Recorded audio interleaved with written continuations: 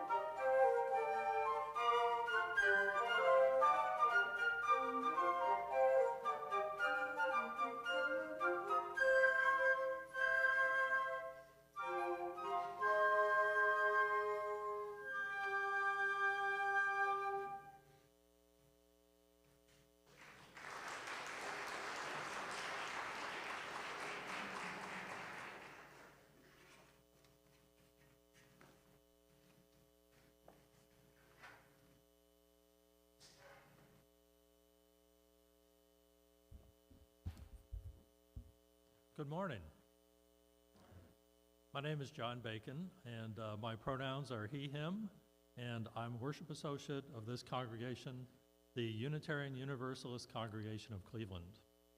We acknowledge that we are gathering on the original lands of the Erie and the Haudenosaunee and Anishinaabe peoples, also known as the Three Fires Council. We recognize the need to learn more about these complex and sometimes painful histories, care for the land that we inhabit, and show respect for the diverse peoples and cultures who preceded us and those who gather here now. Welcome. Our congregation is a tapestry of diverse origins, religions, beliefs, backgrounds, each thread adding richness to our shared experience.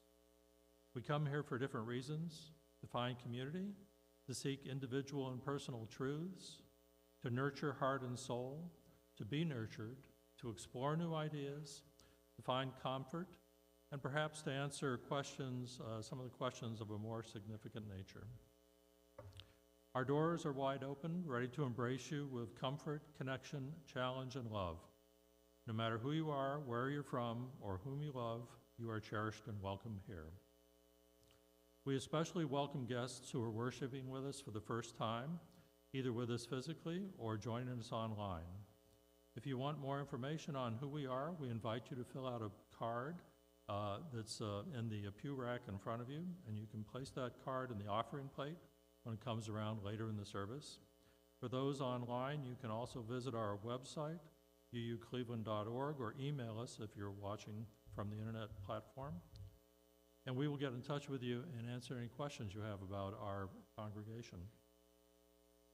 We're about to enter sacred space, so please take a moment to silence your phones, watches, any other digital noisemakers that you happen to bring, and then we'll get going. Okay. Steve Sanford is going to be our chalice lighter today. Steve is a member of the chancel choir and also on the lay pastoral care team. So if you would follow along with the unison reading on the yellow card. It's our covenant. We cultivate trust with one another by celebrating differences, honoring boundaries, and offering compassion and care. We listen to one another with curiosity and wonder. We speak for ourselves without need to defend ourselves or persuade each other.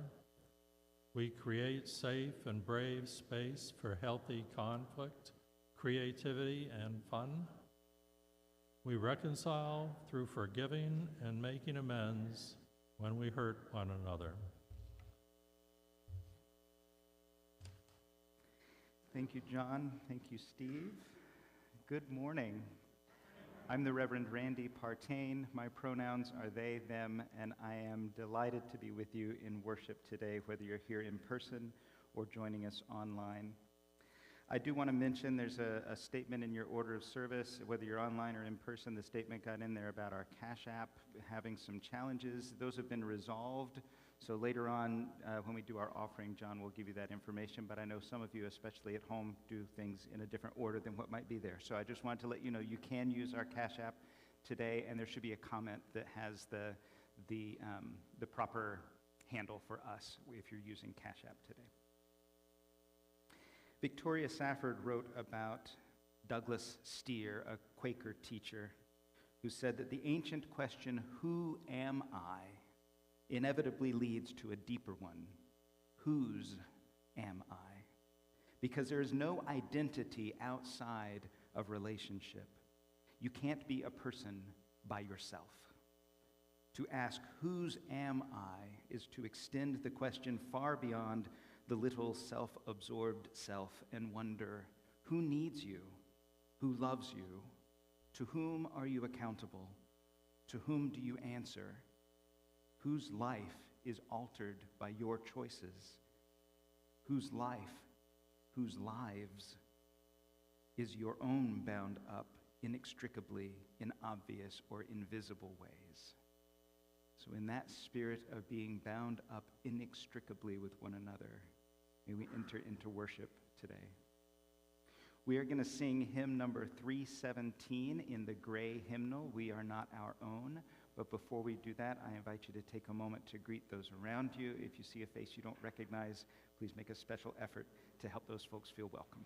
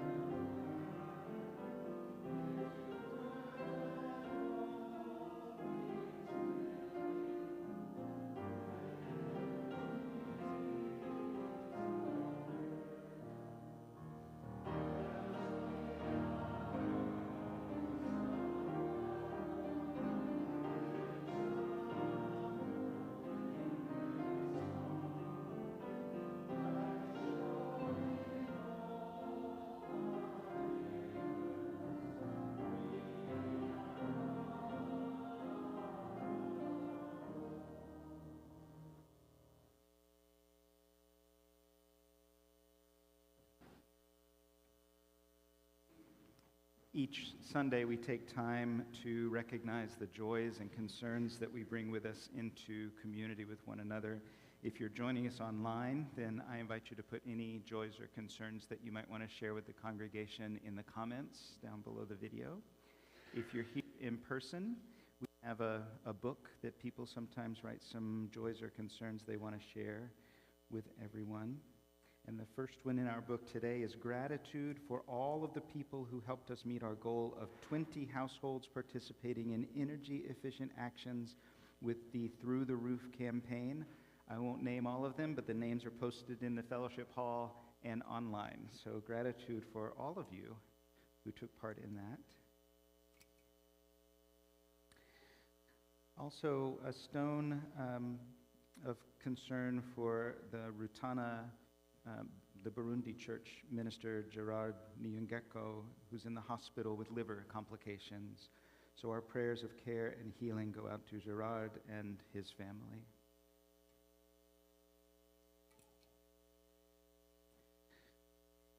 And Bruce Tilburg's mom died last Sunday from pancreatic cancer. And our hearts are with Bruce and his family during a difficult time of grieving.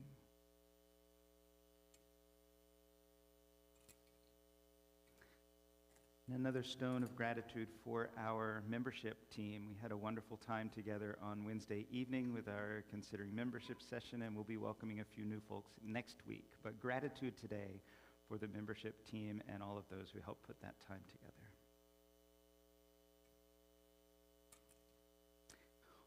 What else do you bring with you today?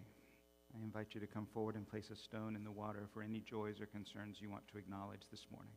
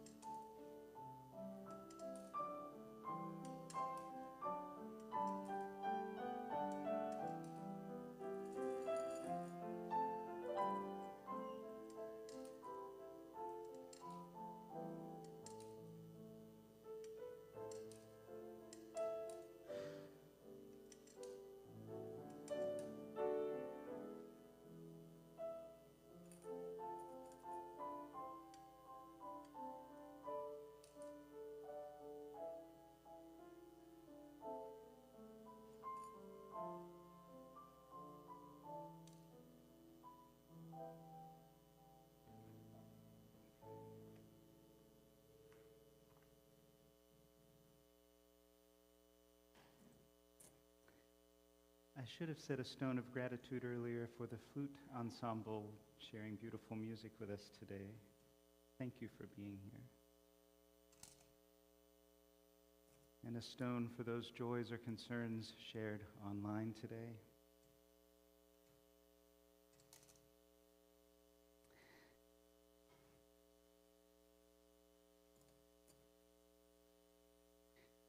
And celebration, Dietz is celebrating a new book, and all who are helping or who have helped. So our interconnection there with that project. Congratulations, Dietz. Each week we have this bowl of stones in water that represent clearly our interconnection with each other. There is none of these stones that isn't touching all the other stones in some way, and certainly the water is touching them all. And so may we honor this symbol and check in with each other, see what's happening, see what we're celebrating, see what we're concerned about. And in sharing our burdens, may they be lightened. In sharing our joys, may they be magnified. Amen.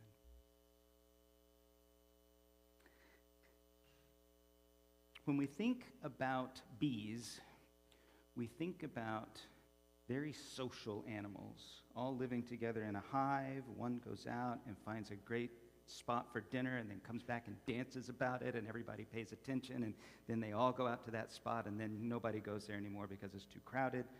But we think about honeybees when we think about bees being very social animals.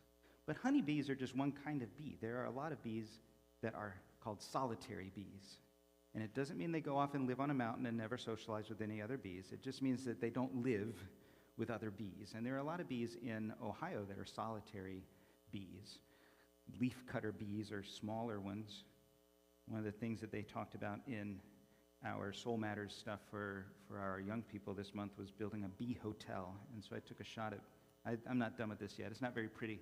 It's got to be cut down a little bit so that it fits nicely in the mug. I'm not sure that bees care as much as I might about the aesthetics.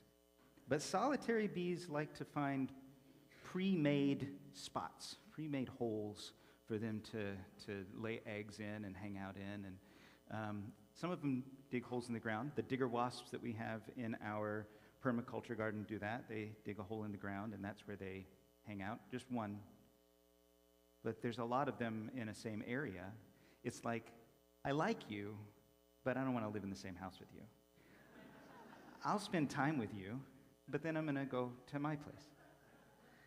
And so you can do a bee hotel in a lot of different ways. Bamboo is what I used, and a coffee cup already has a thing to hang it on, so it's kind of convenient, and I have way too many coffee mugs. So this is a good use. And in October, I'll be able to take the bamboo out, clean the mug, make sure it doesn't have any mold or anything like that, and then make it habitable next spring. But you could take some untreated hardwood, you could drill some holes in it, maybe it's slightly larger than some of this bamboo would get you some different kinds of bees, or you can do different things. We'll put something online about building a bee hotel if you want to. If you hang it about 4 feet off the ground near your garden space, then bees might come and decide they like to hang out around your flowers.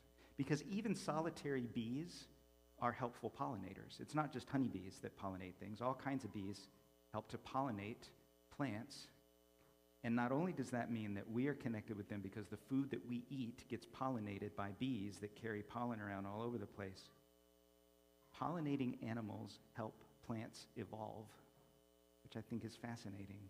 Bees help plants evolve, which means that if we are helping bees find a place to live and lay their eggs and keep on going, that means we are helping plants evolve by putting bamboo in a coffee mug. Isn't that amazing? And maybe some of us think that being Unitarian Universalist, talking about community and covenant and all of that stuff, it feels like we're expected to be honeybees all the time. When we talk about our connection with the planet, it feels like we are supposed to come back and dance about everything that we find exciting in the world, and everybody else is supposed to start dancing with us, and we're all supposed to go do that thing together. But I have a feeling some of us are more solitary bees.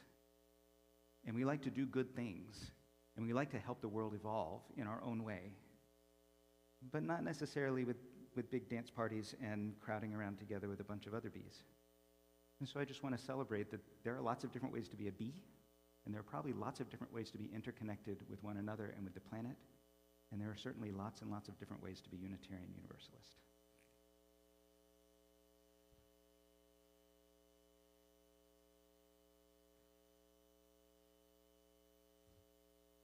Today's collection holds significant importance as it's dedicated to the Alzheimer's Association of Cleveland.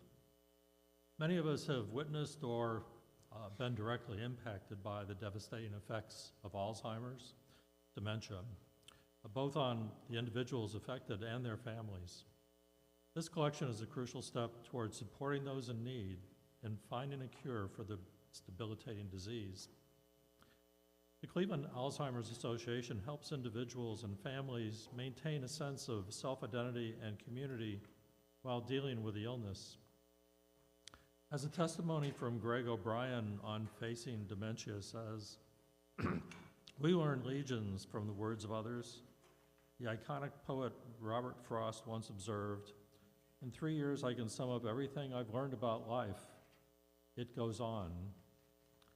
The only way to face this demon is head-on through faith, hope, and humor, as this disease robs self-awareness, diminishes function.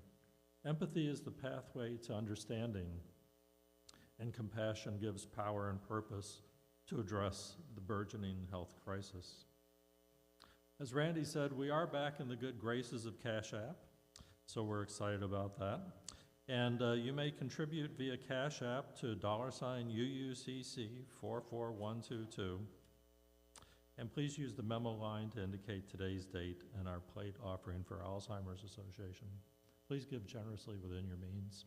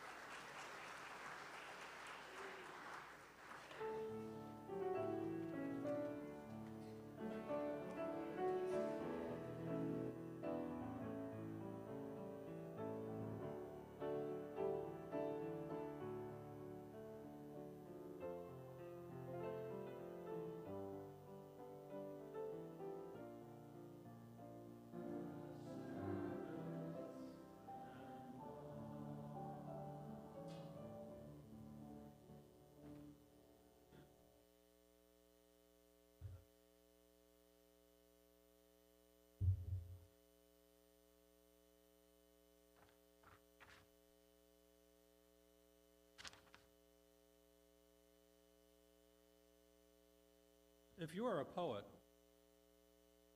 you will clearly see that there is a cloud floating in this sheet of paper. Right? Without a cloud, there will be no rain. Without rain, the trees cannot grow. And without trees, we can't make the paper. The cloud is essential for the paper to exist. If the cloud is not there, the sheet of paper cannot be here either. So we say the cloud and the paper inter-are. If we continue to look at this paper, we can see that the sunshine in it.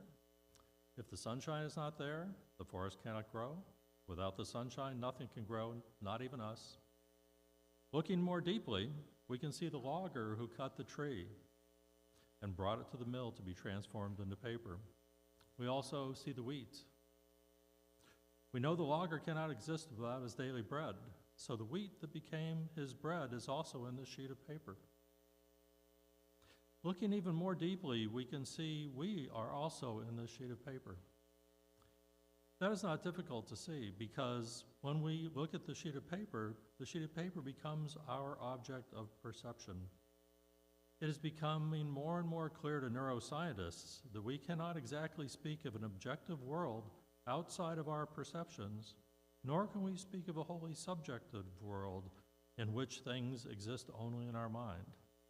Everything, time, space, the earth, the rain, the minerals in the soil, the sunshine, the cloud, the river, the heat, and even consciousness is in that sheet of paper.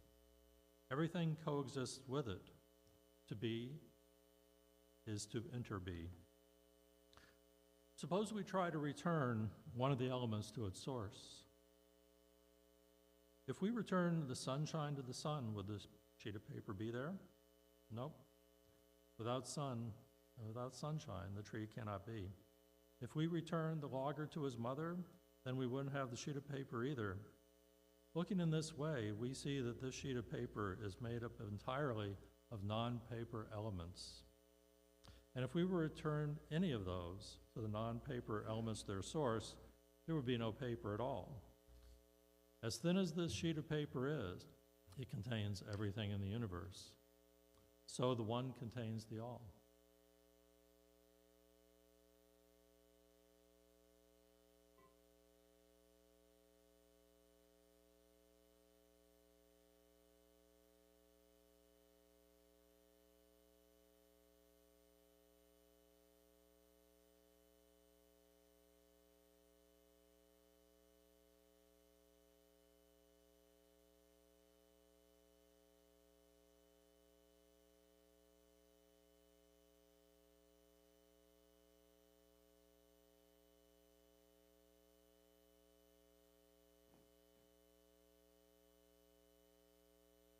We have a morning rich with object lessons. If I had been really wise and had forethought, I would have welcomed the flute choir to be here when we were talking about our interrelationships with one another, because you cannot be a flute choir without listening to one another and also without doing your part.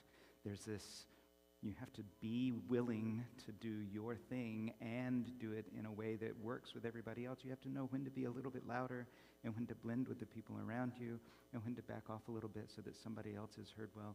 It's so much about interconnection. Maybe we can welcome that as we think about our interconnection with the larger world as well, containing universes as we do. Some people find it very stressful to think about our interconnection with nature. And even that, it gets a little funny because sometimes we talk about nature as if it is separate from us. We have so many songs in our hymnal that are about earth is given as a garden, nature is a gift to us that we receive, and it's kind of like we're not nature, but nature is there for us, and that's just not true. We are part of nature. Everything else that is nature is also a part of us, and so it's not this separateness that we sometimes get when we think about our connection to nature. But even that feels really threatening to some people. There's increasing eco-anxiety when we think about the planet and where we are headed. Eco-anxiety is a sense that the planet is burning and we can't do anything about it, that things have gone so far that there is no turning back from some kind of global catastrophe, a natural catastrophe that's looming ahead of us. Try as we might, one person making sure that we recycle all of our cardboard and soda cans is not going to fix it. And so we feel powerless, we feel anxious, we don't know what to do with it, there's no place for it to land, there's no solution, and so we just keep feeling anxious. Or we dismiss it and we say, I'm not going to think about it, I'm going to pretend that it's not happening, nothing I can do about it, therefore it's somebody else's problem. All those corporations need to get their act together and fix the planet. Not me. Because I can't. It's too big. Joanna Macy talks about 3 different stories that we're living in right now. And one of those stories is business as usual. There are a lot of people that are telling this story about our society, about our planet. Business as usual, which is industrial growth, corporate control. We want to grow the economy. We want to compete. And growing the economy means commodifying the earth, using the earth as a resource. It's really interesting. Our language that we're considering about this value of interdependence, the covenant part of that is that we covenant to protect earth and all beings from exploitation. And when I hear this language about commodifying the earth for economic growth, it doesn't sound that far off from exploitation. Business as usual is one of the stories that we tell. There's also a story of the great unraveling. This is where our eco-anxiety comes from. The great unraveling. Systems unravel under assault. It's a response to destruction. Nature is losing its coherence, its integrity, its memory. Things are unraveling, which it leads to economic and social collapse. Climate catastrophe is inevitable. Things are just coming apart. That's another story that we are living in right now. It's understandable why some people would be anxious about that. There's another story, though, and this is the story that used to be called the Great Turning, but it's a story about transition to life-sustaining culture, learning how to do something different. It's a revolutionary mindset, not status quo, not doing things as they have always been done, and also not just surrendering, but it requires living into a new way of being, modeling a different set of priorities before everyone around us is living those priorities. Now, it was originally thought that this great turning could happen before the great unraveling. That was the mindset, that if we do things soon enough, we can turn the ship around, we can fix things, we can repair things, and we won't have to live through a great unraveling of the natural world. And some people are now saying we miss that opportunity. And yet, there is still a possibility for us to live into a change of priority. It's a vision to survive a collapse that we can't really identify and that we can't really predict and that we can't really fix all by ourselves. But it's a way to survive what might be coming and to keep on going as a community. It's a story about perseverance, about inspiration, about trust. And it comes from an internal posture of turning, an internal posture of being willing to tell a different story. And it's a journey without a map, unfortunately. There is no way to journey into this story of the great turning, this transition to a life-sustaining culture, because nobody's done it before. So, the first thing that we want to do is admit that there's a reason to feel anxious. If you are feeling eco-anxiety, you are a rational human being that sees things in the world happening and you are making sense of it in a way that feels really scary. It makes sense to feel what that feels like. If you are not feeling eco-anxiety, maybe the place for you to start is with your spiritual practices that connect you to the earth. Maybe if you don't feel like there's a universe in that sheet of paper, if you don't feel like you are connected to the sun through the paper that you put in your printer machine, if you don't feel like you're connected to the farmer that ate the soil, that ate the wheat that grew in the soil that eventually led to a piece of paper. Maybe there are spiritual practices that we can practice that help us connect to nature more viscerally. I mean, the warning is you might start feeling eco-anxiety if you feel connected to nature. But if we don't feel that connection, we have no reason to do anything differently. If you're struggling with eco-anxiety, though, there are some practices that help us establish that internal posture of the great turning and not just live in that space of unraveling. Because if we are connected to the earth, if we're interconnected with nature in every possible way, that means we're kind of unraveling too. So what do we do about that? And the first thing is to admit how we are feeling. Don't bury our feelings.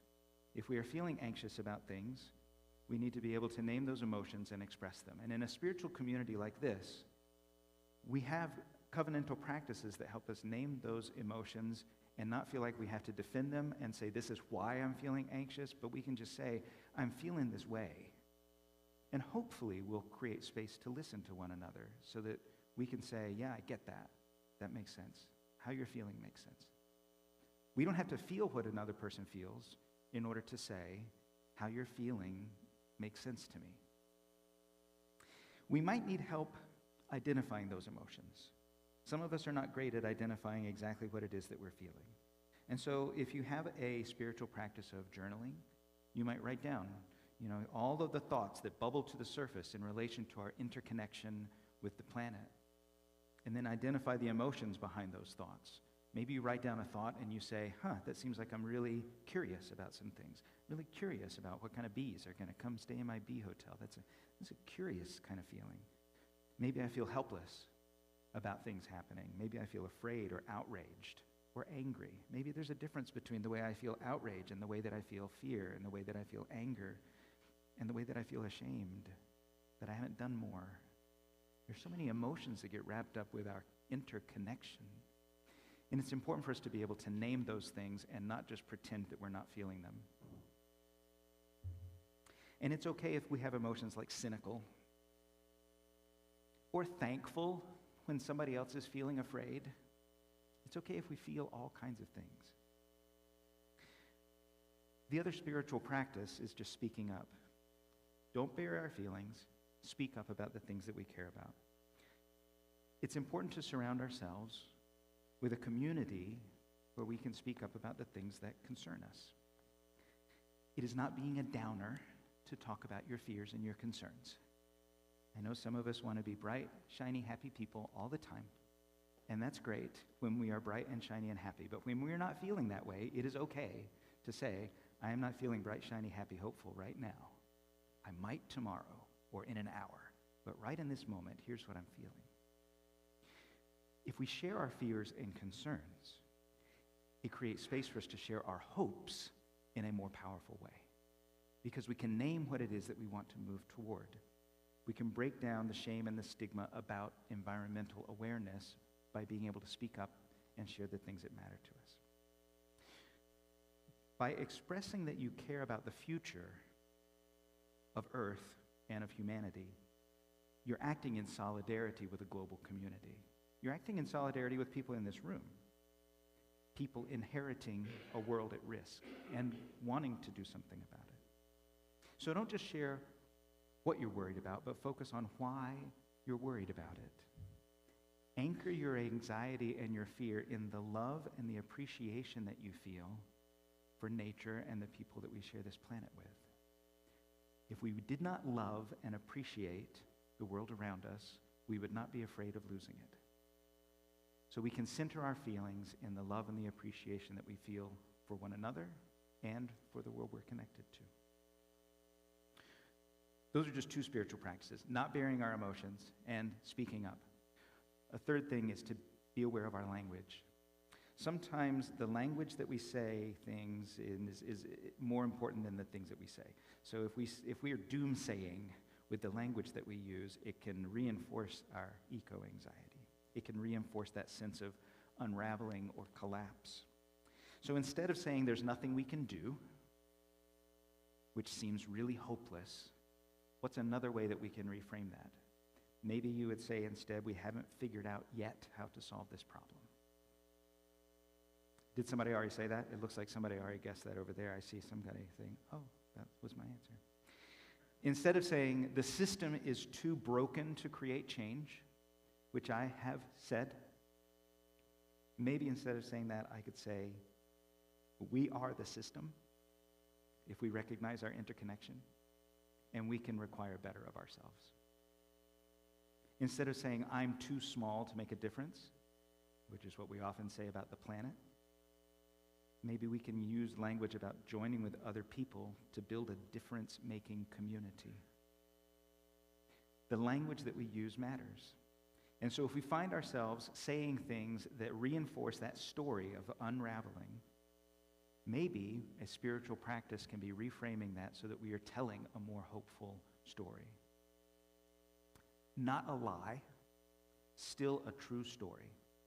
It is still true that we have not found a way to solve this problem yet. It's still true that when I join with other people, I can reinforce my love for the planet and the human beings that I share it with. Fourth spiritual practice Joanna Macy mentions is finding your personal superpower. We cannot do everything, but each of us can do something. If I feel like it is really an extension of myself to build a bee hotel, I can build a bee hotel and sit back and hope that there are bees that come to my yard and do something amazing. And maybe that's all I have capacity to do. Somebody else is going to have capacity to do other things. Maybe I find out I really love making bee hotels, and I start making all kinds of bee hotels for all of my friends so that they can put those bee hotels in their yards, and that becomes my superpower, and that's the thing that I do. And maybe then, because I feel hopeful about that thing and I feel good about it, I discover that I've got some other things that I can do.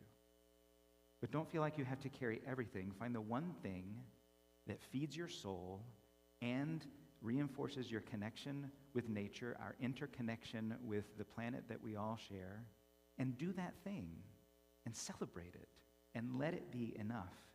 What are you doing for the planet? I'm doing one thing. Why aren't you doing more? Because I have the capacity to do one thing. There's no shame about I recycle my stuff. That's all I have the capacity for. I recycle my stuff, and I do the best that I can to be vocal about wanting to recycle my stuff. Great. Other people will do other things. And that kind of is like the fifth spiritual practice, which is choose to do. If there is something you can do, choose to do that thing.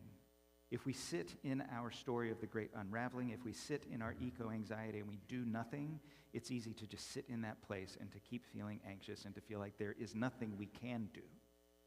But if we identify something that we can do and we choose to do that thing, that choice reinforces hope. That choice reinforces our sense of being empowered to do something. And it reinforces our capacity to talk about our hope with other people so that they might choose to do as well. Every time we act, we make external and internal changes that disrupt the self-fulfilling prophecy of powerlessness. So focus on what's within our control. Take steps in a hopeful direction. I still love the words that we use to receive our offering. May the care in our hearts and the work of our hands lead us to greater service and love. When we care in our hearts, we express that in service. And the work of our hands leads us to greater love. It's this wonderful little cycle. Often motivation follows action and not the other way around. So we asked a question at the beginning of our service. Whose are we? Last week we talked about our interconnection with other human beings. But maybe instead of thinking of Earth as a gift or a precious treasure that we have to care for, maybe we think of it as part of us. Not that the Earth belongs to us to care for, but that we belong to the Earth in a relationship of interconnection, of mutuality. Earth provides things for us, and we need to provide things mutually back. Whose are we? Everything's. Interconnected in mutual belonging. May we have the courage and the hope to live into that interconnection. We are going to sing together hymn number 1068 in the teal hymnal, Rising Green. I invite you to rise in body or spirit as we raise our voices together.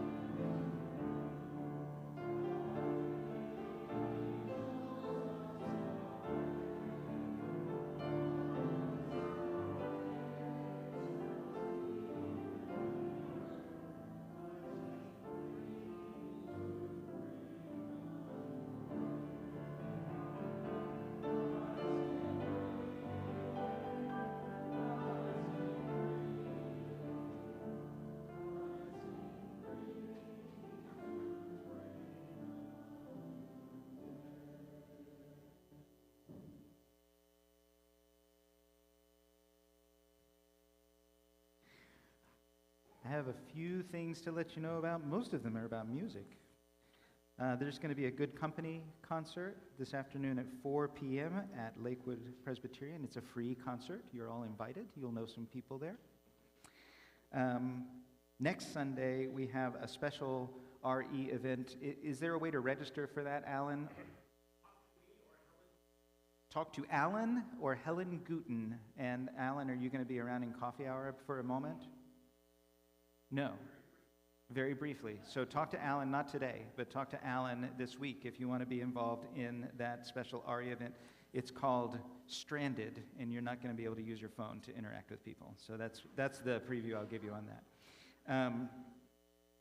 April 28th, next Sunday, there's a flute concert here at 7 p.m. by the Flute Society that you have heard a preview of today, this morning. So you know how good it's going to be. It is also a free concert, and they're going to have, there's some composers involved in this, is that right? So it'll be new music. Was it composed explicitly for your ensemble?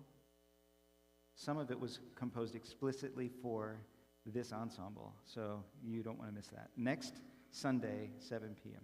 There's a lot of other stuff going on in our community. Please do check your weekly newsletter to see all the things that are happening and how you can get involved.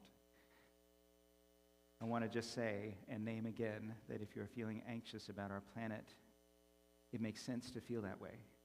And some things that we can do are to recognize that we feel what we feel to be able to speak up in a community where those feelings are received and heard, to be a community that receives and hears those feelings, to recognize that we are not powerless, that there is something that is our superpower that we can do, and that is enough, and that we can be a community of people who choose to take action. In that way, we build our own hope, we build hope for one another, and we build hope in the world around us. May we be so bold. Amen, and blessed be.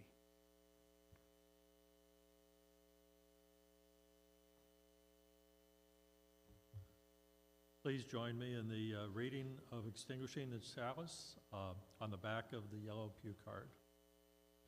We extinguish this flame, but not the light of truth, the warmth of community, or the fire of commitment.